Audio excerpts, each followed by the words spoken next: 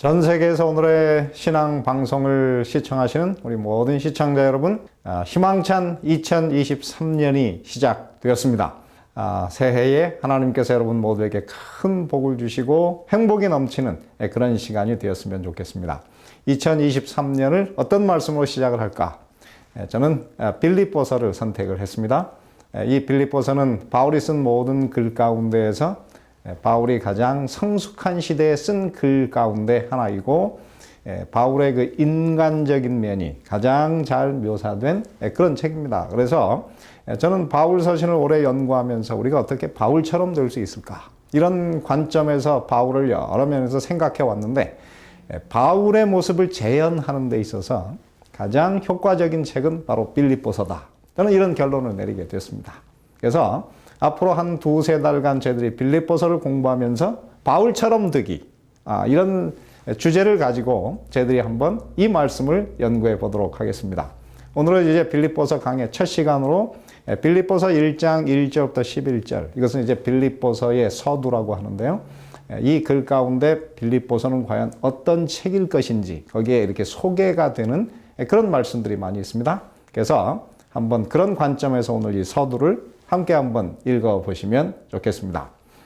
예수 그리스도의 종 바울과 디모데는 그리스도 예수 안에서 빌립보에 사는 모든 성도와 또한 감독들과 집사들에게 편지하노니, 하나님 우리 아버지와 주 예수 그리스도로부터 은혜와 평강이 너희에게 있을지어다.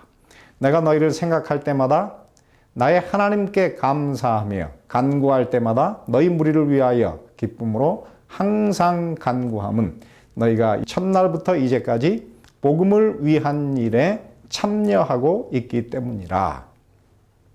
너희 안에서 착한 일을 시작하신 이가 그리스도 예수의 날까지 이루실 줄을 우리는 확신하노라. 내가 너희 무리를 위하여 이와 같이 생각하는 것이 마땅하니 이는 너희가 내 마음에 있음이며 나의 매임과 복음을 변명함과 확정함에 너희가 다 나와 함께 은혜에 참여한 자가 됨이라. 내가 예수 그리스도의 심장으로 너희 무리를 얼마나 사모하는지 하나님이 내 증인이시라. 내가 기도하노라. 너희 사랑을 지식과 모든 총명으로 점점 더 풍성하게 하사 너희로 지극히 선한 것을 분별하며 또 진실하여 허물 없이 그리스도의 날까지 이르고 예수 그리스도로 말미암아 의의 열매가 가득하여 하나님의 영광과 찬송이 되기를 원하노라. 오늘 이 말씀을 과연 어떻게 간단히 이야기할 수 있을까? 저는 이것을 빌립보서의 청사진과 같은 것이다.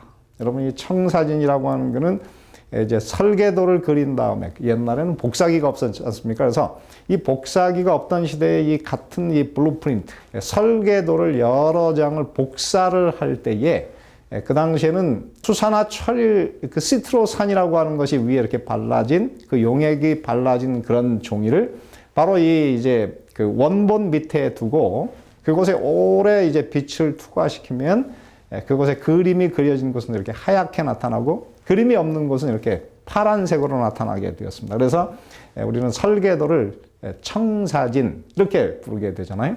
그런데 바로 이 빌립보서, 오늘 저희가 읽은 이 말씀은 빌립보서 전체의 청사진과 같은 그런 것입니다. 이 청사진을 보면 어떤 모습의 집이 지어질 것인가 우리가 대강 예상할 수 있는 것인데, 빌립보서의 오늘 말씀은 바로 청사진처럼 빌립보서 이 말씀은 앞으로 어떤 내용을 다룰 것인가 우리에게 이렇게 힌트를 주는 그런 책입니다. 저는 이 빌립보서를 바울이 세운 여러 교회 중에서, 그리고 바울이 보낸 편지서 중에서 가장 이상적인 교회다. 저는 그렇게 이야기를 합니다. 한국인들에게는 널리 알려진 더도 말고 덜도 말고 한가위만 같아라. 이런 말씀을 여러분 기억하십니까? 그만큼 이제 그 한가위 때에는 추위도 없고 날씨도 적당하고, 그리고 1년 동안 지은 모든 농산물을 다 수확해서 먹을 것이 넉넉해서 이제는 배고픔이 없고 모든 면에서 만족한 그때를 우리가 이 한가위라고 부릅니다. 그래서 더도 말고 덜도 말고 늘 한가위만 같아라. 이런 말씀이 있는데, 저는 이 말씀에 빗대어서 이 빌립보 교회를 보면서 더도 말고 덜도 말고 빌립보 교회 갔기를 제가 이런 말을 하나 만들어냈습니다. 그만큼 이 빌립보서는 가장 바울이 쓴 모든 그 교회를 향한 그 서신 가운데서 가장 이상적으로 보여지는 그런 교회가 바로 이 빌립보 교회입니다. 그래서 이 빌립보서를 우리가 공부하는 이유는 바로 바울이 인간적으로 가장 성숙한 바울의 그 인간적인 면이 가장 잘 드러나는 책이 바로 빌립보서입니다. 그래서 빌립보서는 바울의 삶의 좌우명, 바울의 과연 삶의 좌우명을 무엇으로 삼았을까? 또한 그는 어떤 삶의 목표를 가지고 살았을까? 이런 것들이 가장 잘 드러나는 책이 바로 이 빌립보서입니다. 그래서 저는 이 빌립보서를 읽으면서 인간 바울이 제게 참 가까이 다가오게 되는, 이제는 바울을 제가 손으로 이렇게 좀 만지고 잡을 수 있을 만큼, 바울이란 이런 사람이었구나 하는 것을 제가 이제는 그릴 수 있게 된 그런 책입니다. 그래서 저는 이 빌립보서를 참 좋아하게 되었습니다. 여러분, 이 빌립보서를 또한 뭐라고 부르냐면 우리는 기쁨의 서신이다 이렇게 불러요. 특별히 바울 서신이 바로 이 바울이 로마의 감옥에서 이제 이렇게 묶인 상태에서 이게 억어된 상태에서 이 바울이 이제 이 빌립보서를 썼거든요. 그래서 이 감옥 속에 있는 사람이 오늘 쓴 글 가운데 이 빌립보서에서 제일 많이 반복되는 단어가 기쁨이라는 단어입니다. 자그마치 기쁨 혹은 기뻐하라라고 하는 단어가 이 빌립보서 안에만 몇 번 나오냐면 16번이나 나와요. 그래서 한 챕터마다 4번씩 이 말씀이 나오는데요. 그런데 사실 바울이 여기서 쓰는 그 기쁨이라고 하는 단어는 그냥 기뻐하라라고 하는 말로는 그것을 다 묘사할 수가 없어서 바울은 대부분 이것을 쓸 때 같은 말을 2번 반복하고 있습니다. 그래서 빌립보서 1장 18절에도 끝에 보면 기뻐하고 또한 기뻐하리라 이렇게 글을 쓰고요. 그 다음에 빌립보서 4장 4절에도 보면 저는 이 말이 있음이 너무 좋아요. 주 안에서 항상 기뻐하라. 내가 다시 말하노니 기뻐하라. 바울이 명령하면서 어떻게? 기뻐하라. 근데 그냥 기뻐하는 게 아니고요. 항상 기뻐하라. 그러니까 빌립보서를 우리가 공부하면서 무엇을 알아야 되느냐면 어떻게 그러면 항상 기뻐할 수 있을까? 그 기쁨의 비결을 우리가 이 빌립보서를 찾아야 되는 것입니다.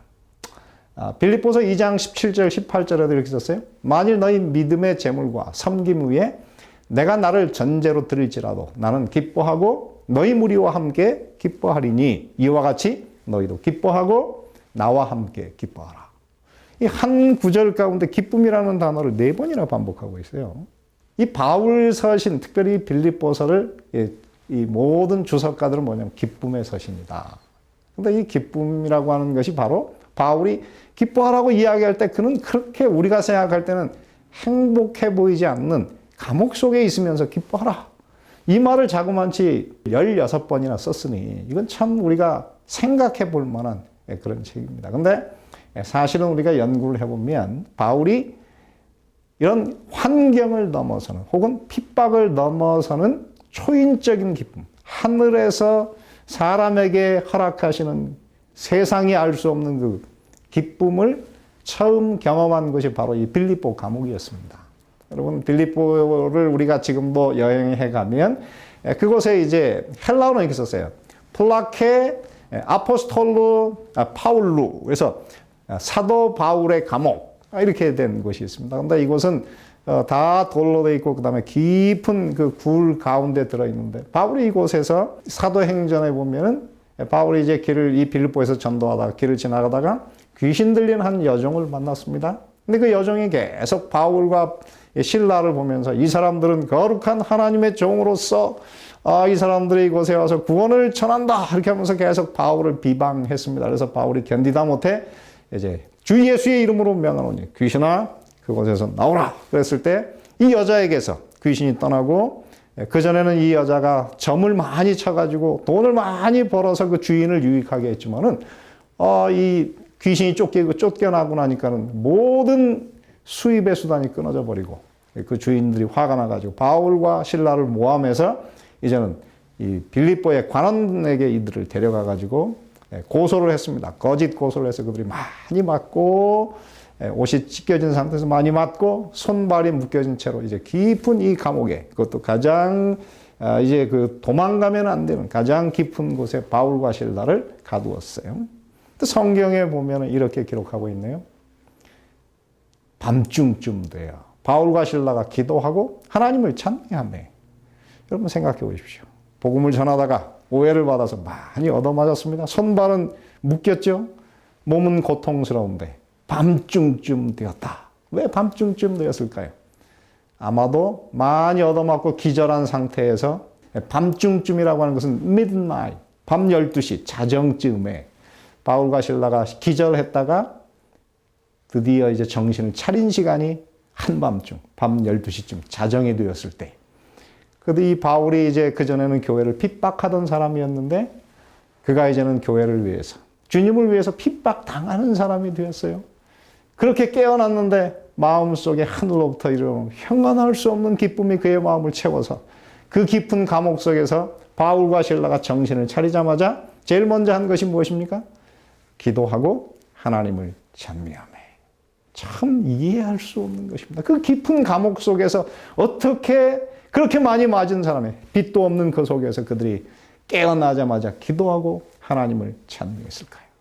놀라운 것은 이 소리를 죄수들이 다 들었다. 감옥 속에서 사실 이제까지 노래해 본 적이 없는 그 험악한 곳에서 하나님을 찬미하는 노래가 흘러나왔는데 모든 죄수들이 듣고 참 이상하다 이렇게 생각했었어요. 그런데 그 순간에 성경에 이렇게 기록합니다. 이에 호련히 큰 지진이 나서 옥터가 움직이고 문이 곧 다 열리며 모든 사람의 매인 것이 다 벗어진지라. 이 성경에 보면은 바울이 그 속에서 하나님께 기도하고 찬미하는 이 소리에 하늘의 모든 천사들이 감동을 받아버렸습니다. 그래서 그들이 견딜 수가 없어서 그곳에 임해가지고 그 옥터를 다 흔들어 버렸을 때 옥에 있는 모든 문들이 다 열리고 심지어는 바울과 실라가 묶였던 그것까지 다 풀려버리는 놀라운 일이 일어났습니다.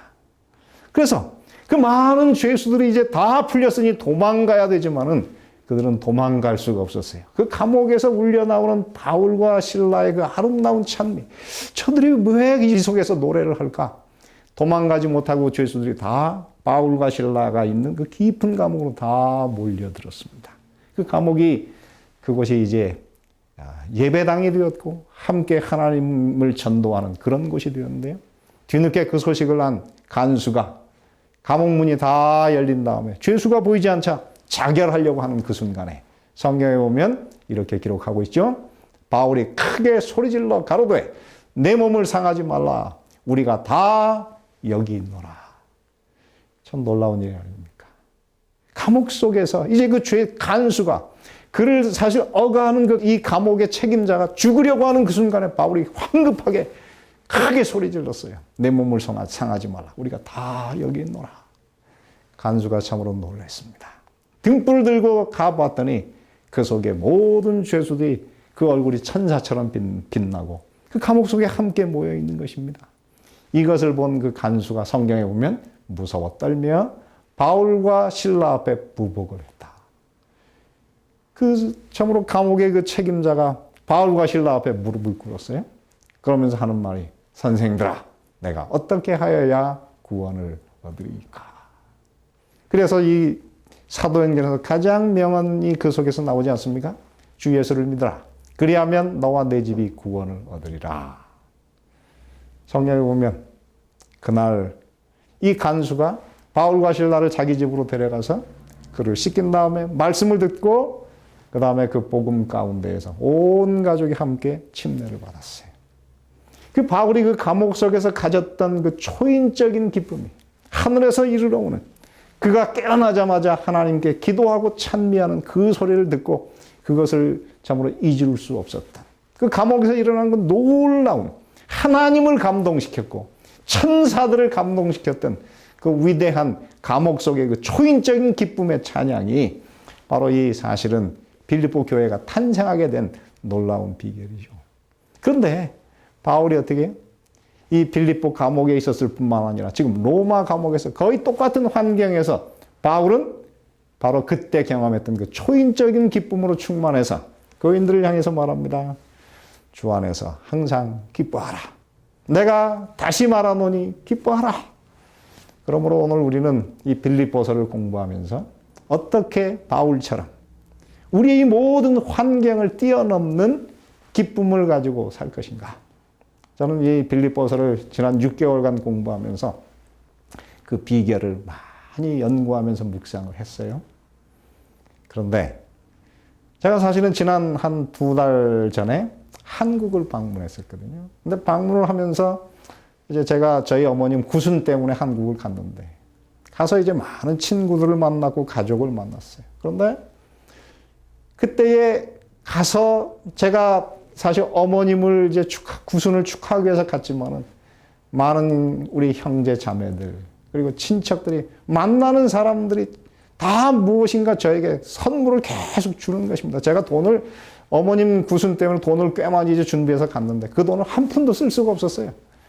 가서 사람들을 만날 때마다 모든 사람들이 너는 돈을 쓰면 안 된다. 그러면서 자기들의 돈으로 옷도 사주고 사실 오늘 제가 입고 온 이 양복, 이 와이셔츠, 구두 모든 것이 다 저희 어머님, 저희 형님, 누님들이 선물로 준 것들입니다. 그래서 그때 그렇게 많이 참으로 받은 다음에 미국으로 돌아오는데 비행기 가운데 제가 이제 미국으로 돌아오는 비행기에 딱 앉았는데 하나님께서 말씀하십니다. 순태야, 좋지? 정말 좋았습니다. 그랬더니 순태야, 내가 나한테 참 귀하다. 그렇게 말씀하시면서 기쁨이라는 바로 이런 것이다. 내가 한국을 다녀오면서 기쁨이 무엇인지를 그때 처음으로 확실하게 체험을 하게 되었어요.